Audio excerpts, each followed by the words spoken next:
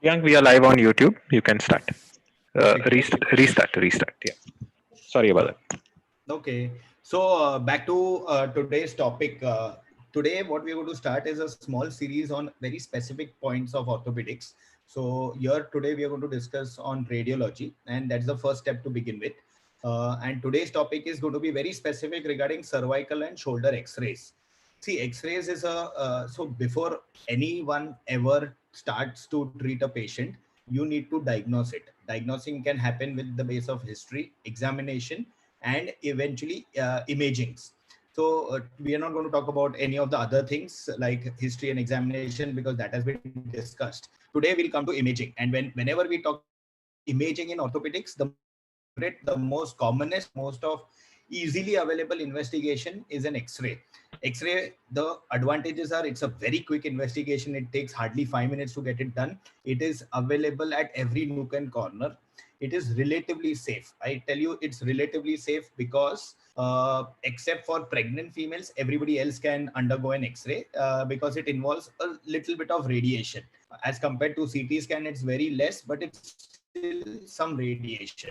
So we cannot label it as a very safe investigation, but done one or two times is like you don't have to even think about it. The other very big advantage of an X-ray is that's one of the only dynamic test that is available.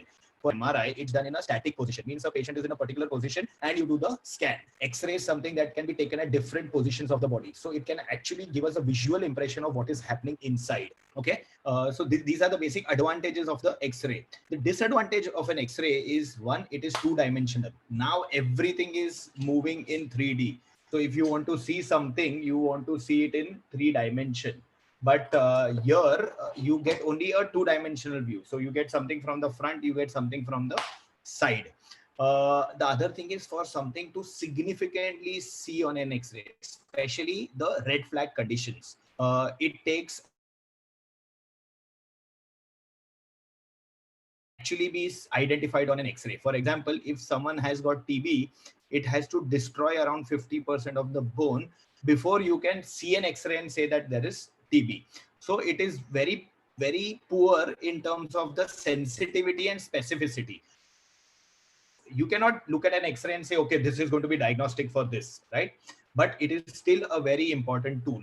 Now, it's very commonly said in radiology that your eyes can see only what your mind knows. So whenever you want to interpret an X-ray, you should have an idea about the basic anatomy of the area that you're seeing. So I'm going to start off with some spine X-rays, and then we'll move on to shoulder X-rays. So whenever you're looking at spine, whenever we are talking about cervical spine, this is how your cervical spine is. There are 7 different vertebrae. This is where you're looking at it from the front, and this is when you're looking at it from the back. So typically you have got bones which are stacked up. In between bones you have the intervertebral disc. Okay, then the first and second bone are a little different, but third to second and second is called as an axis. The difference is here, the first is like a ring which is put on a pivot like thing which is made by the dent. So this entire body is called as it's a second vertebrae, and it is this part, the extension of this is what is holding the cervical, the first cervical vertebrae. When you look it from the back, what you can see is, again, you can see the lamina, you can see the spinous processes over here. Then the spinous process move towards the lamina, and eventually at the end you have got something called as lateral mass over here, and two lateral masses connect with each other through something called as a facet joint. Okay, same way in the front you have your body, which is your body, and you have got your transverse processes. Now the transverse processes have a foramen through which your vertebral artery passes, and in between the two bodies you have got a space from where the nerve exits. So this is when you're looking from front. Now when you do an X-ray, essentially what it is you shoot a beam like this. So you are seeing everything in this direction, so you have to start seeing that the front and back are going to overlap with each other, and then you will get a final picture in front of you, which you popularly called as a AP cervical spine X-ray. So here, if you know your anatomy well, you can interpret something on an X-ray. So here, just learn what you see in a normal X-ray. So in a normal X-ray, what all you can identify is the spinous process. Okay, you can identify the lamina over here. Then what you can identify is a lateral mass completely over here, and in between lateral mass is this area where there is the facet joints. You can also see the pedicle margin over here. So this you correlate with here. This again, you are seeing the spinous process, the lamina, then the lateral mass and the facet joint, everything overlapping with each other. So that's that entire lateral complex that you see. So here, when you're seeing a AP X-ray, only two things practically you need to see. One is the alignment, if all of the spinous processes are aligned with each other or not. If there is a dislocation or fracture, you can see that this spinous process might have moved a little bit over here. That indicates that there is some kind of a malalignment in the cervical vertebrae at that area. Sometimes tumors in the cervical body can obliterate this pedicle margin, which is also called as a winking owl sign. So this pedicle is something that you need to look at. And in a very arthritic patient, you'll see a lot of osteophytes, sclerosis, and everything over here. So that's the only thing that you have to take away from a X-ray in terms of the anatomical landmark when you're seeing a AP view. Okay, this is a lateral view of your spine. In lateral view of your spine, you see your body, and you see this entire lateral mass, and then you see spinous processes over here. In between two body, you see the disc space, and this is the foramen through which the nerves are coming out. So these are the practical landmarks that you want to see on an X-ray. So this is how your corresponding lateral view of your X-ray is going to be, wherein you can identify the body, you can identify the lateral mass, you can identify the posterior elements, that is the spinous processes. In between the two lateral mass, you see the facet joints. So here again, this is the X-ray which you should start with, where you see the C1 vertebrae, C2 vertebrae, and henceforth. Every X-ray, there is a way you want to read it. One, you want to see the alignment. So is it a natural alignment? Is it kyphotic? Is it lordotic? That you want to see. Then you want to see individual bones. So individual bones, you want to see if they're looking normal or if they're looking washed out, or you see 4 bones are looking normal, but 2 bones are not looking very normal. They're looking washed out a little bit. So that is the quality of the bone is the next thing that you want to see. And then you start focusing at the independent level. So in cervical spine, what you want to look at is the body and the disc space. So you see typically written the disc space is reduced. So what happens is if the disc is degenerated or slipped out, this space will be reduced. Then sometimes you will see arthritic changes over here. So then you have to start looking at the focus at the special problems that you want. So right now I'm just talking about the normal X-ray, and once you know what normal is, then you can appreciate the abnormal. So those are the two normal view X-rays, and this is a typical X-ray that comes in front of you of a degenerate spine. We are going to only focus on degenerative spine because that is going to cover 95% of all your X-rays. 5% ke liye we really should not waste time, except I'll give you quick tips to see an X-ray and say that, okay, this is a dangerous looking X-ray. So here, what you can observe is the alignment is grossly okay. There is no listhesis per se at any level, but you see that the normal kyphos, the normal lordosis of the cervical spine is not maintained and it is becoming straight. The other thing that you see that the clean disc space, the disc space has started reducing at this level, In fact, it's at all levels. So if you consider this to be normal disc height, you see the disc height is degenerated. So if you see an MRI of this patient, all of this disc is going to be degenerated. The second thing that you notice is this osteophyte formation. Again, osteophyte formations are indication of instability and degeneration.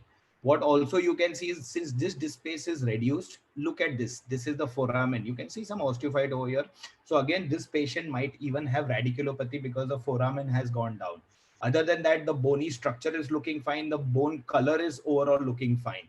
After that, when you see the AP X-ray, you will see the spinous processes are more or less aligned together. But you see the lateral mass, which was looking very clean in the previous normal X-rays, all looking arthritic with extra bone formation.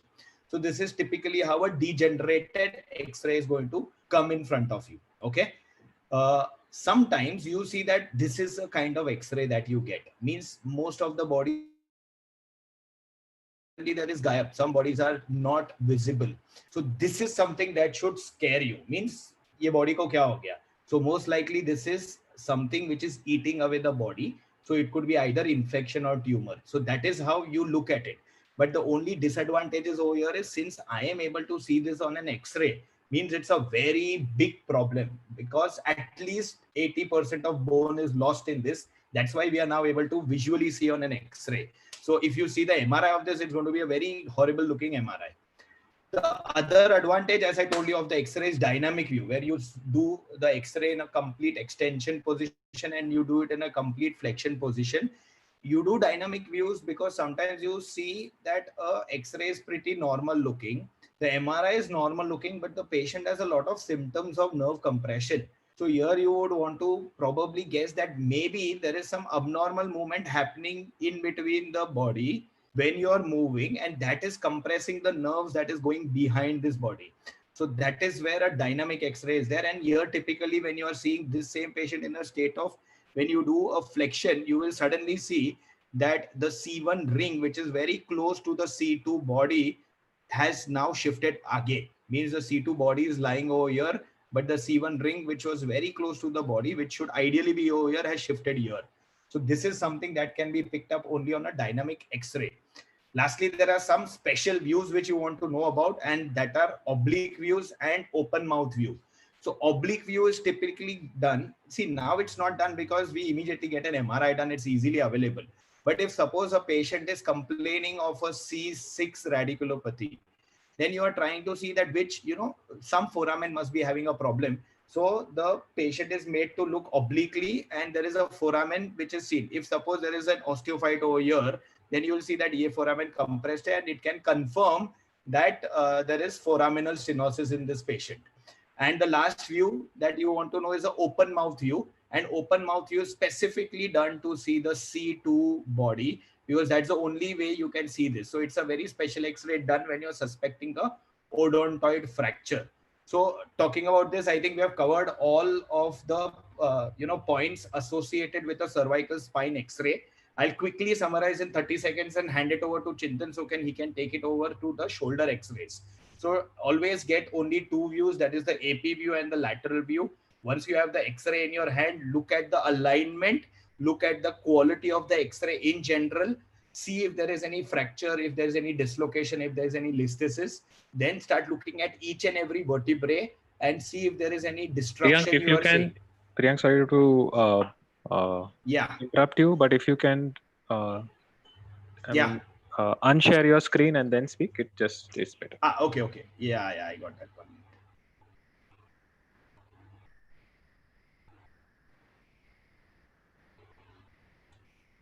Yeah. So it's unshared now. Yeah. So basically, always get a AP and lateral view of your cervical spine. And this is more than enough. In this, what you need to typically see is catch hold of the lateral view in your hand. And in the lateral view, what you want to see is the alignment. So see if the alignment of all the bones are in order. Then see the gross alignment, like is the spine straight? Is it lordotic? Is it kyphotic?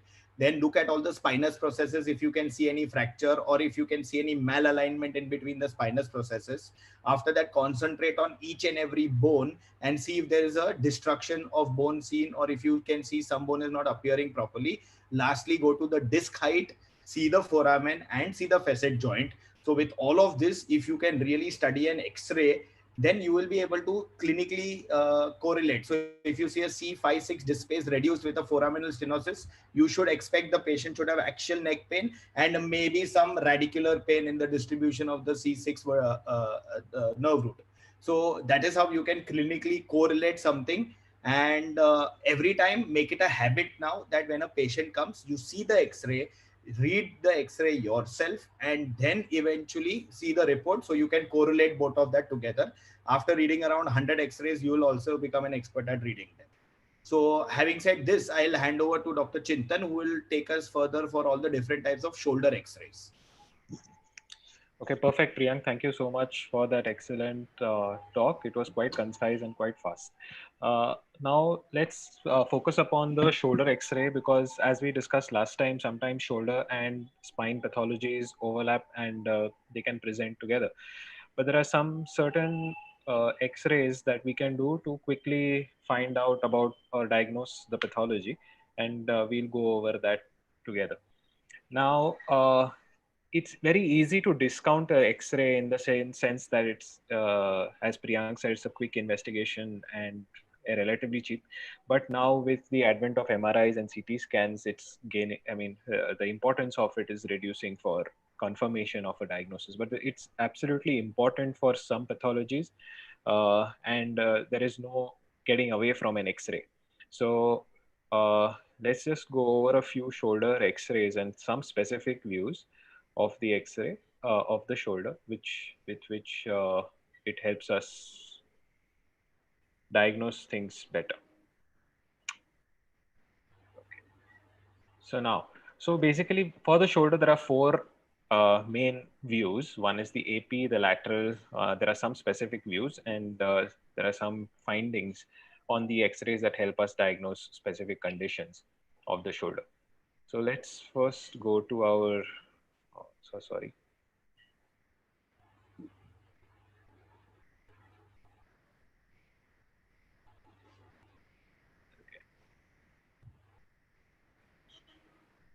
So let's start with the AP view. Now, it's very important to remember that if we generally just prescribe a shoulder AP and a lateral, sometimes the technicians get them wrong and they can just do a plain AP view of the shoulder, which doesn't really help us much.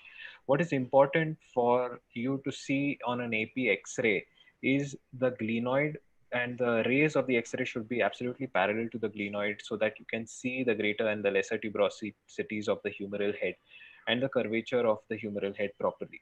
So this the true AP glenoid view, which is also known as the Grashi's view, is absolutely important for us not only to see the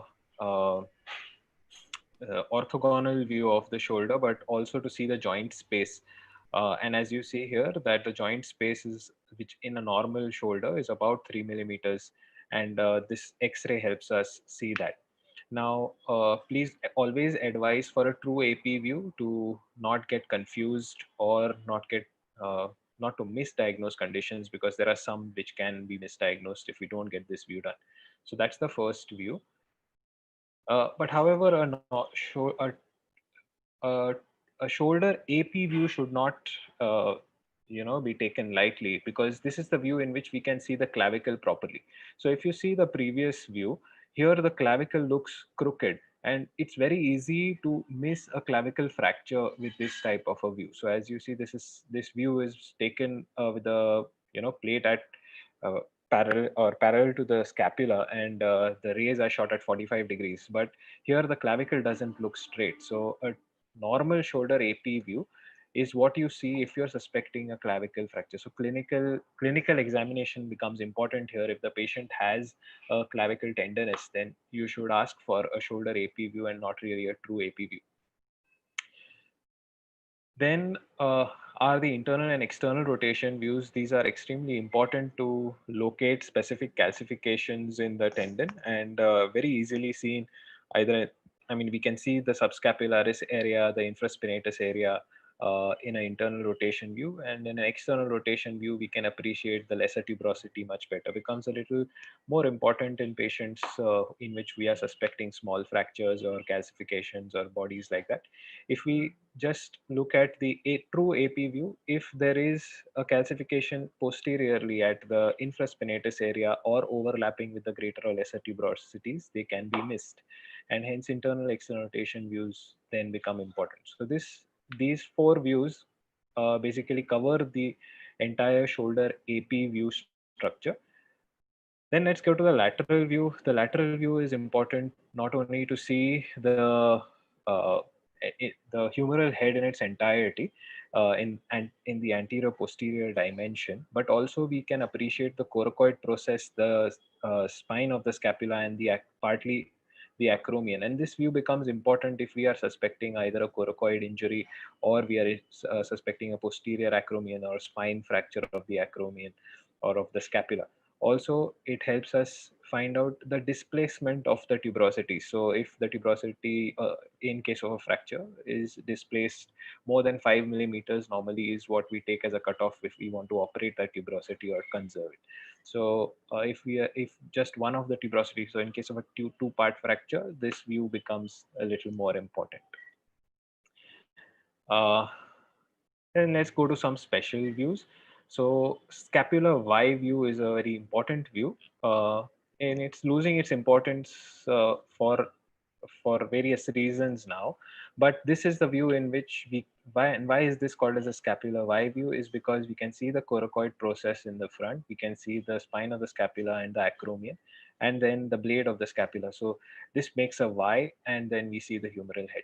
So this view is important in patients who are unable either to get an axillary lateral view because we need to abduct the patient's shoulder for an axillary lateral.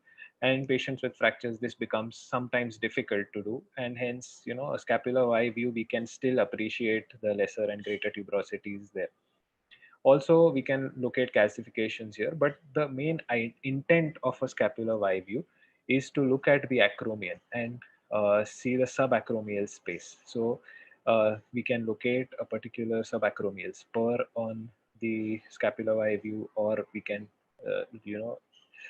look for a outlet obstruction. So if there is any sort of a foreign body over here or a calcification or something like that, we can appreciate it. Uh, then some special views for the AC joint. This is called as the Zenka's view. And here we can see the AC joint quite well. And there is a classification of Rockwood, and we'll go through that, which helps us locate AC joint pathologies in which this X-ray becomes important. Then there's a special view called as the West Points view. It's taken like this, and that helps us locate a Bankart lesion. Now, bear in mind that Bankarts are soft tissue and bony. So on an X-ray, we can only pick up small bony Bankart kind of a lesions on this type of an X-ray. Soft tissue Bankarts need MRIs to be looked at. Or then there is a view called the Stryker notch view, and this Stryker notch view helps us locate Hill-Sachs defects on the humeral head. So it's taken like so, and depending upon the depth of the Hill-Sachs defect, do we need to add on a procedure called as a remplissage or not, is what we as surgeons decide. However, this is losing the Bankart view, and the Stryker notch view is not done very common in patients with dislocations, because now we have CT scans and MRIs which can calculate these defect sizes for us. So that's big. That's much better than getting these views done. But it is only to complete this series that I'm discussing this.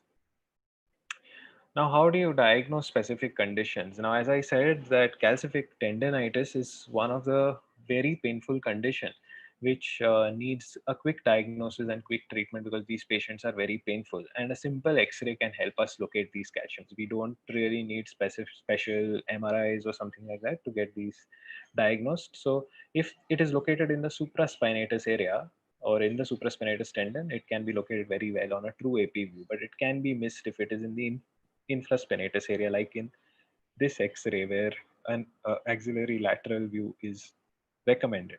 So hence, whenever you get a X-ray, since X-ray is two-dimensional, it is always important in the shoulder at least to get at least two views, either a true AP or a shoulder AP view and a axillary lateral view. A scapular Y view can be supplemented if necessary. Following which, this was a patient who had come to me, very interesting. And if Dr. Kapadia is attending this talk, thanks to him that I was able to get the diagnosis right here. That I saw a patient in my OPD with this type of an X-ray, and I thought it would be calcific tendinitis, and I was about to treat that patient for a calcific tendinopathy because he was painful. And I did not do a thorough clinical examination where I did not strip the patient to see him. But to my surprise, when the patient went in for an X-ray, and when the patient was stripped, we could see a, a skin tag over there which was calcified. It wasn't really a calcific tendinopathy. So in clinical practice, you do get caught up with some of these googlies, and you need to watch out for them. So always do a clinical examination, and do not depend only on X-rays for your diagnosis. Now, as I said, the acromion process, the scapular Y view is very important, and there are three types of acromions. One is a flat or C-shaped or a hooked acromion, and this can reduce the outlet space for the supraspinatus, and sometimes it can cause impingement.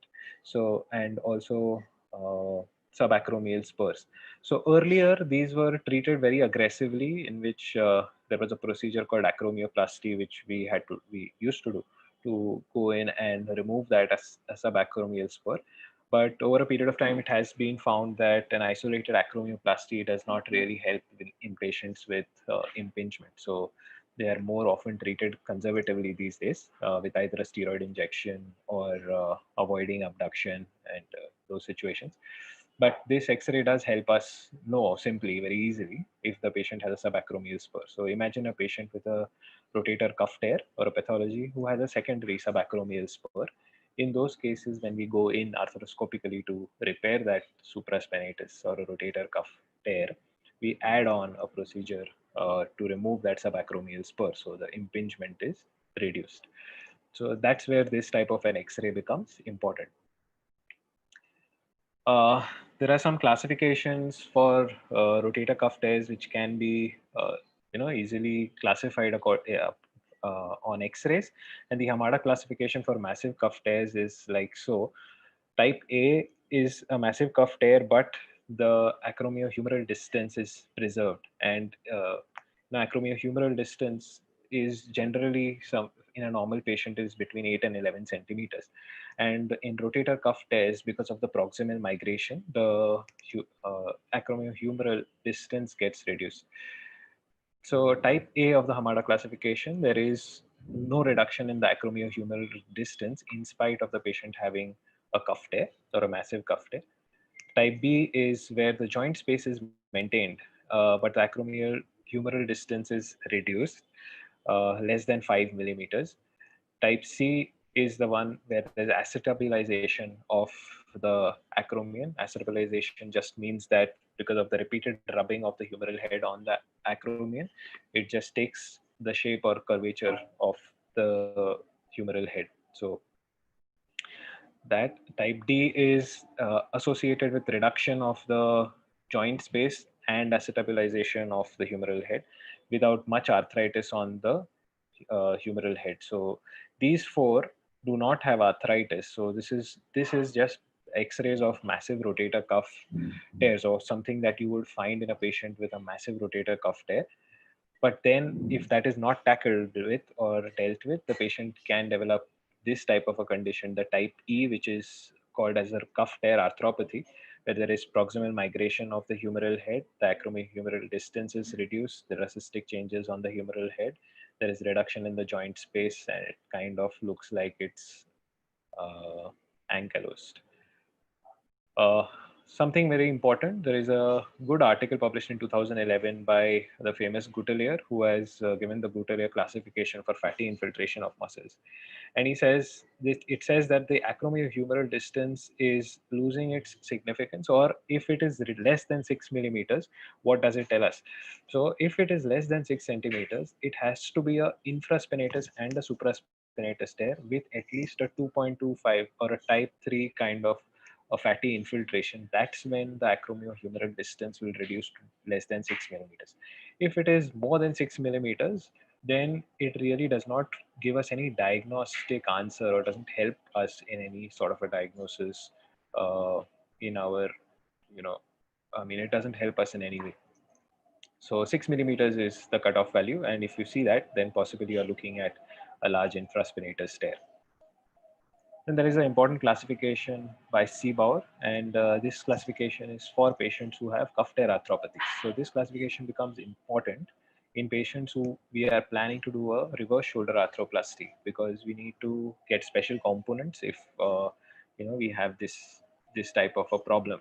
So this is the X-ray that you saw in the previous classification, where there is arthritis and there is proximal migration, so a cuff tear arthropathy. But then when that as well becomes advanced, this classification holds true, where we see in the first stage that the head is centered. In the glenoid, there is reduction of the acromion-humeral distance, reduction in the joint space. Type 2 means that there is medialization, so there is wear of the glenoid also significantly. Uh, and there are on CT scans, when we take our later talks, this becomes important. What is the type of wear on the glenoid that helps us choose a particular type of an implant to get this sorted.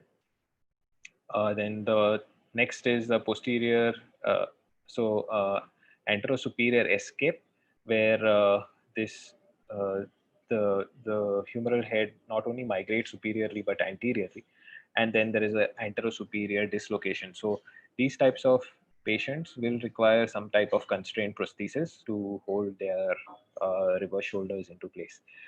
So this basically concludes the rotator cuff pathologies that we can diagnose or help in our diagnosis or treatment on X-rays, so basic investigations. Then obviously dislocations are very easily diagnosed on X-rays, so an anterior dislocation or a posterior dislocation. So an anterior dislocation is very easy to see because there is an anterior-inferior escape of the humeral head and the socket appears empty. So on a normal true or a AP view of the shoulder, if you see something like this, you can easily say that this X-ray is normal, but this may not be normal. So hence, please, in a patient who has a trauma and you don't see a fracture, and if you see an X-ray like this, please don't discount it as being normal. This looks easily like an internal rotation X-ray of the shoulder, but in fact, it is a posterior dislocation. So if you miss this, then it's a disaster for a patient. And I have seen these patients come to me years later with wear of the glenoid, and it's very difficult to treat those patients. They sometimes need replacements directly. If diagnosed correctly in the initial stages, they can be reduced and treated very well. Most commonly, these patients are seizure patients who have posterior dislocations, and these types of X-rays can be misdiagnosed as normal. So please look for, please do at least 2 X-rays for patients who have some sort of an injury or a trauma. And obviously, we save the best for the last. So the dessert always comes after the dinner. So no X-ray talk is complete without discussing fractures. So NIES classification of proximal humerus fractures. So these fractures can be easily diagnosed on X-rays. And nowadays we are leaning more towards CT scans or 3D reconstructions of CTs to get them properly diagnosed. But this is how they appear. So type 1 is minimally displaced, or as you say, hairline fractures, 2-part fractures, 3-part fractures, and 4-part fractures. I'm not going into details of the classification. Uh, then a specific classification by Rockwood for AC joint dislocation. So type 1 is just sprain. So you will see a normal X-ray, but the patient will complain of pain on the AC joint. Type 2 is the AC ligament is damaged, but the CC ligament is intact or sprained.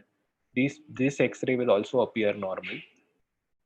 But the type 3 and the type 4, the AC joint will be dislocated. And the type 3 means that there is disruption of all the AC and the CC ligaments. Type 4 is nothing but posterior displacement of the clavicle over the acromion. Type 5 is a 100 to a 300% displacement of the clavicle. This also is associated with trapezius and deltoid tearing from its attachments. And type 6 is a subcoracoid uh, displacement of the clavicle. And this classification, the type 3 to type 6, can be seen on X-rays. One thing I forgot is we can take stress views of for the AC joint, so weight bearing views, and on weight bearing views, if we see displacement, so as you see here, we can extrapolate the help of X-rays to diagnosing a type 2 uh, Rockwood AC joint subluxation or dislocation. And thank you for your attention. So I think I have covered all the special X-rays and how X-rays can help us diagnose shoulder problems. Thanks for staying with me through this. However, at the end, let's see if you were all paying attention. So I'm just going to launch a poll and I'm going to give you about 30 seconds to answer this. So whoever is on Zoom can answer this question for me, and then we can end the poll and show you the result. So what X-ray of the shoulder will help us identify a Bankart lesion? Yeah, please answer this question. So we are already getting some answers. Good.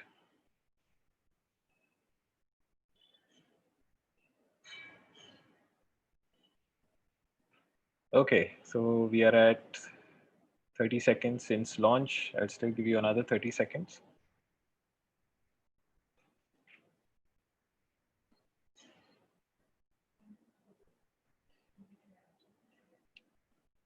Awesome. So last 5 seconds, 5, 4, 3, 2, 1. All right, so I'll just end this poll. We have 29 people who have answered this question. And it tells me that most of you have answered it as the striker's notch view, which I must say that either I was not speaking properly or you were not paying attention, but it is the west point view that helps us diagnose a Bankart's lesion. The striker notch view, mind you, helps us locate a Hill-Sachs lesion. So thanks for answering the question, and I hope this made it interesting. Let me just go through the comments and see if there are any questions for us, or else thank you for attending this talk, and it was quite, I hope it was helpful. So I'm getting a question from Dr. Mulchandani. He says dislocation CT or MRI shoulder pathology. So I guess you're asking me if CT scans are better for diagnosing a dislocation problem. So Dr. Vishnu, if we are if we find a fracture dislocation, so in a patient who has dislocated and has a fracture, then CT scans are important, in which it helps us see what is the displacement of those tuberosities.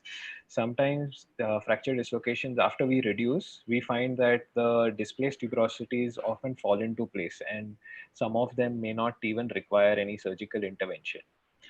Uh, However, in the elderly, so if these patients are young, so then they may have recurrent shoulder dislocations because a Bankart tear is associated with uh, with a dislocation. So in those cases in which we don't see any fractures, but we want to see soft tissue Bankarts, MRIs become important. So MRI is the gold standard for patients who to look for Bankart lesions.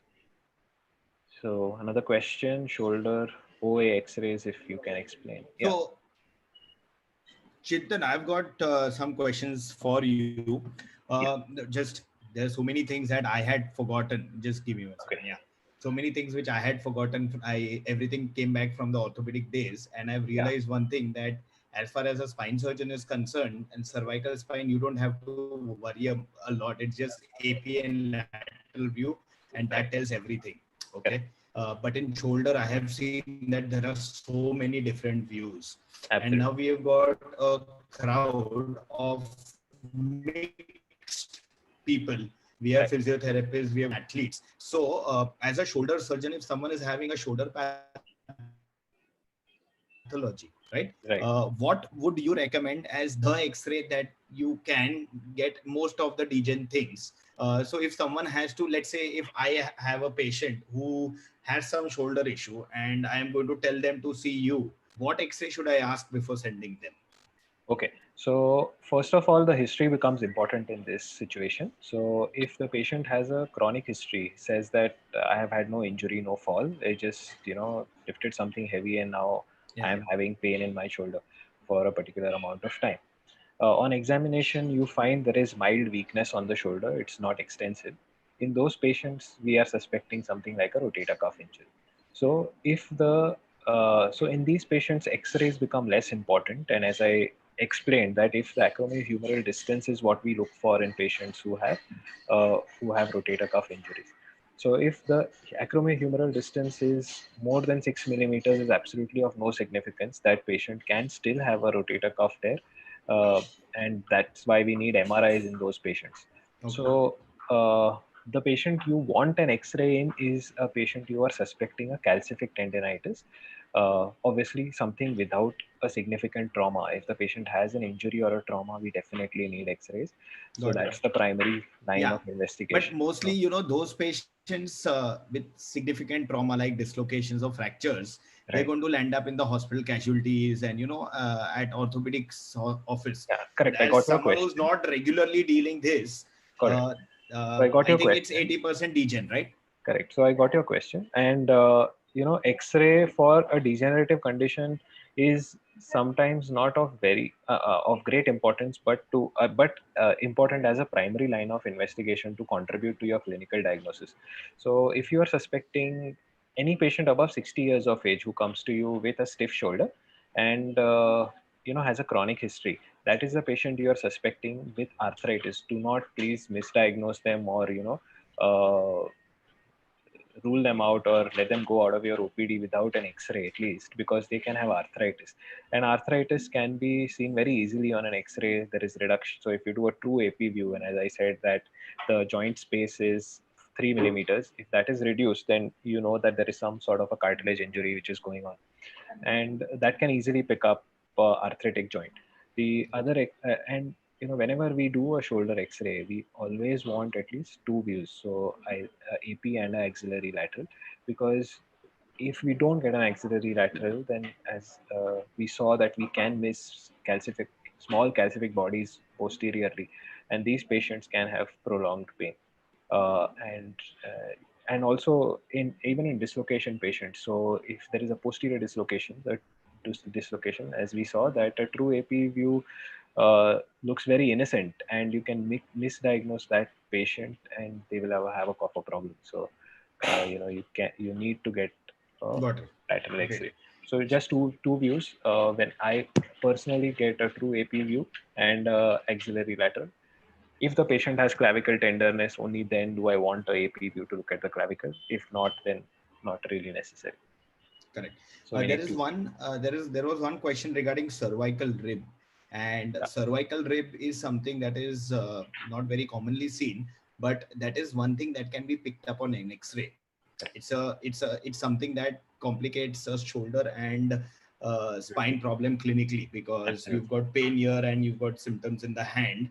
absolutely. So cervical ribs, if they are fibrous, you cannot really see them on an X-ray. If you've got a strong suspicion, then you can get an MRI where you can make a small note. You want to see if there are any fibrous band of cervical ribs. But Right. if there's a bony cervical rib, you can easily see on an X-ray. And I'll quickly share just a picture of how a cervical rib looks so that people understand. So just give Yeah, me a second. yeah.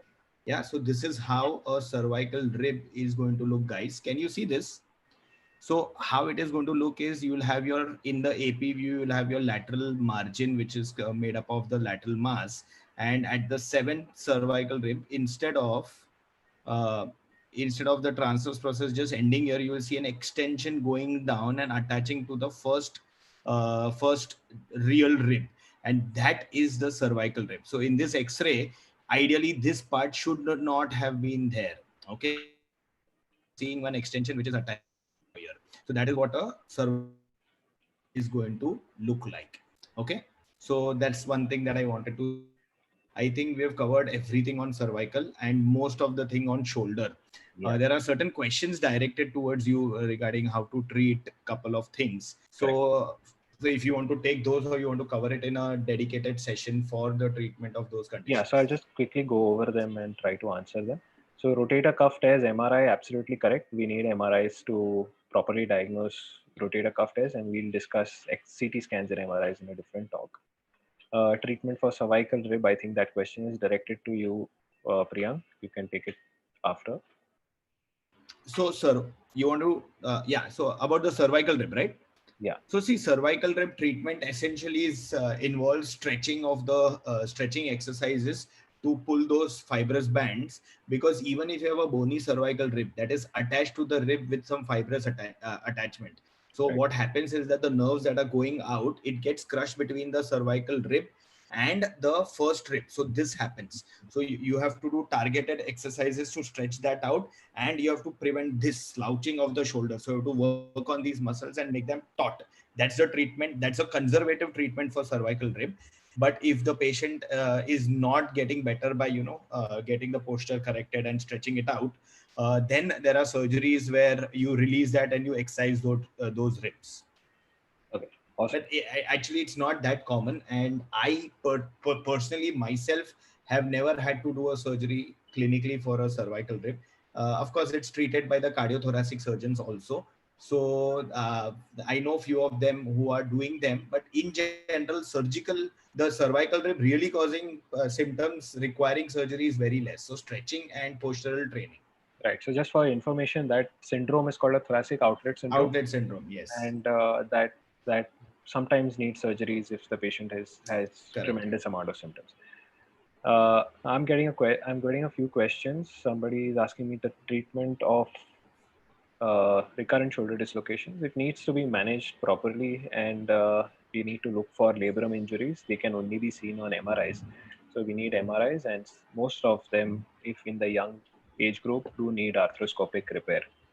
Supraspinatus and infraspinatus tear in an 89-year-old lady since 4 months. What is the treatment? So this patient in an 89-year-old, along with a supra and infra tear with a proximal migration, seems to be or looks like a patient with a rotator cuff tear arthropathy.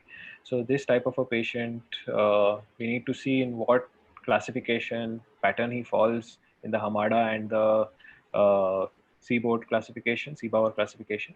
If there is arthritis associated with it and the tear is irreparable or massive, which we will need MRIs to see what is the fatty infiltration status according to Gutelier in those patients. And that's how we can base our treatment. So if there is no arthritis, if the Gutelier classification tells me that the fatty atrophy is less, where it is in the grade 1, 2, or even 3, those patients can be repaired, or we can manage them with an arthroscopy and repair those tears. But patients who have a grade 4 or grade 5 fatty atrophy of the muscle with superior migration, anterosuperior escape, or let's say a Seabauer type 3 or 4, those patients will need reverse shoulder replacements or reverse shoulder arthroplasty. So in an 89-year-old, I am suspecting that she will be in a stage of rotator cuff tear arthropathy. Most probably, she will need a reverse shoulder replacement if she wants to achieve some shoulder movements. So APB will, One question. Can slap tear be seen in an X-ray? absolutely not. So slap tears are soft tissue tears. They are not bony injuries. So slap, for everybody's information, is superior labrum anteroposterior tears of the labrum, and it is a pull of the biceps tendon on the superior labrum. So that is a soft tissue injury, and that problem causes difficulty in throwing, especially in athletes. So most commonly, cricketers will complain that when they're fielding at the boundary line, their ball never reaches the stumps, and they need to field either in the circle or in the slips. So those tears can be diagnosed only on MRIs and clinically, of course, with O'Brien signs and tests like Great. that. Okay, so So there's if a there are question any more for you. questions, There is a question for you: how the cervical osteophyte complex can be treated? okay. So first, cervical osteophyte complex is basically a very simple, in very simple terms, it is basically what cervical spondylosis is all about. What happens is, I'll use a lumbar spine model to explain, but what happens is the disc, which is degenerated, because of the degeneration of the disc, there is a collapse over there that happens. That in turn reduces the height of the foramen from which the nerves exit. That's one thing that happens. The other thing is, because the disc is loose now, there is movement that happens which causes traction osteophytes. The osteophytes are developing here and they are developing over here. Plus the disc which collapses also shifts behind. So in the front anyways, there's not a lot of problem, but in the back what happens is your foramen collapses plus the disc has also come back and there is an osteophyte over here.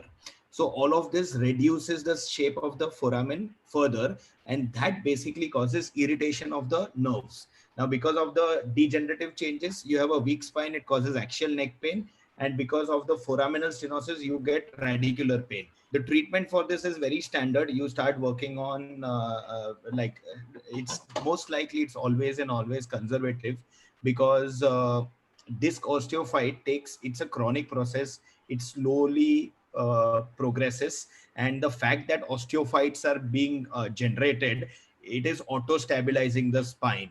So if the patient is just complaining of pain, it's usually either medications, anti-inflammatories, modalities, or eventually the most important component is exercises, where you do core strengthening and stability training. So these exercises, sometimes you have to give, if the radicular component is a lot, then you can give targeted blocks in the foramen. Very rarely you might have to do a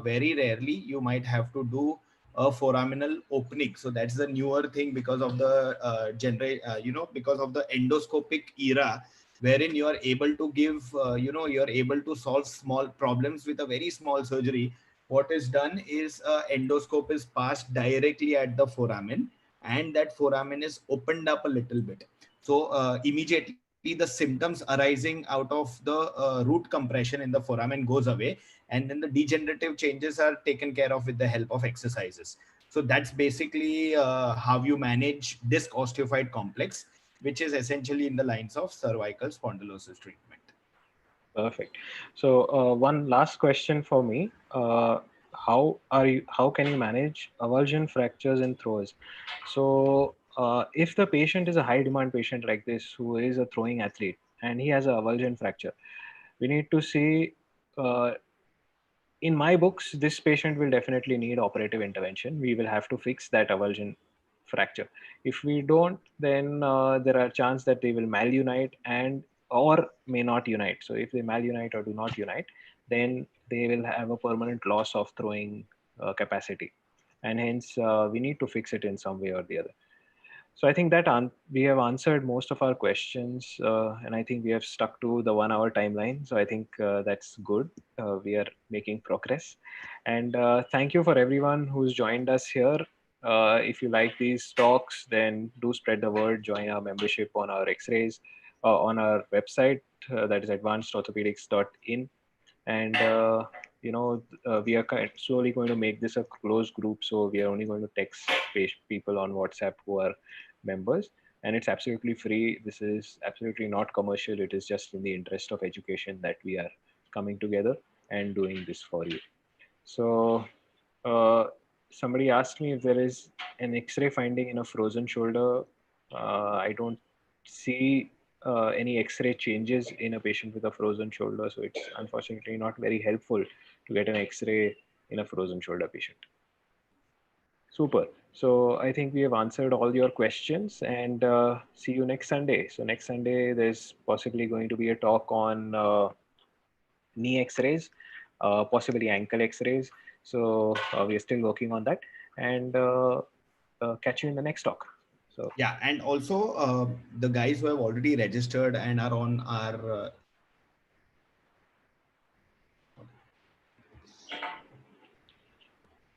hello. yeah, we can hear you. Yeah. Tell us.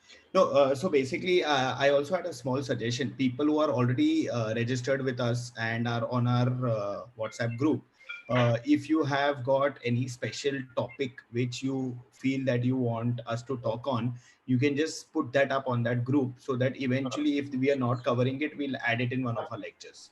Yeah, Like so that someone, how they told me about cervical rib.